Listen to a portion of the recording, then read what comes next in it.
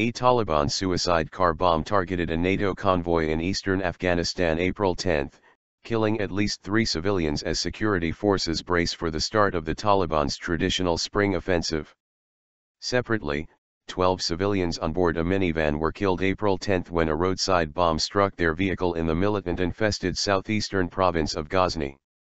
Taliban insurgents have stepped up suicide attacks on government and foreign targets since Washington announced a delay in troop withdrawals from Afghanistan last month.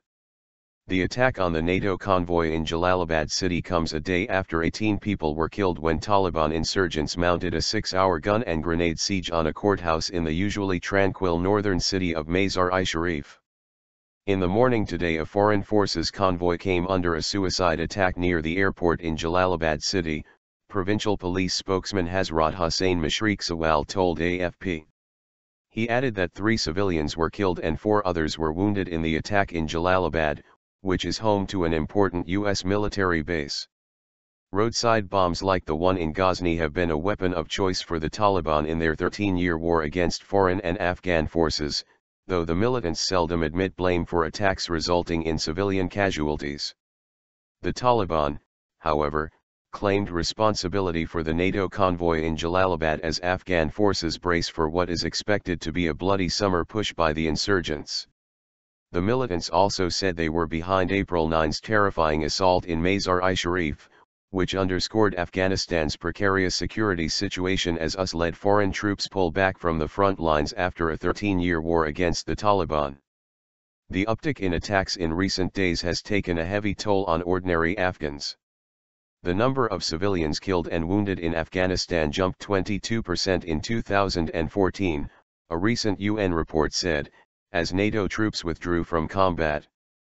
The United Nations assistance mission in Afghanistan attributed the rise to an intensification in ground fighting, resulting in a total of 10,548 civilian casualties last year.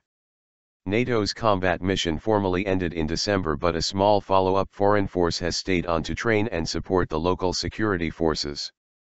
President Barack Obama last month backpedaled on plans to shrink the U.S. force in Afghanistan this year by nearly half, an overture to the country's new reform-minded leader, President Ashraf Ghani.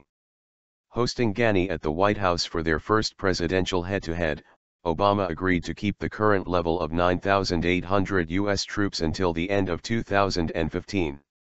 The Taliban, who have waged a deadly insurgency since they were ousted from power in late 2001, warned that the announcement would damage any prospects of peace talks as they vowed to continue fighting. An American soldier was killed on April 8 by an Afghan counterpart in eastern Afghanistan, the first insider attack since Obama's announcement.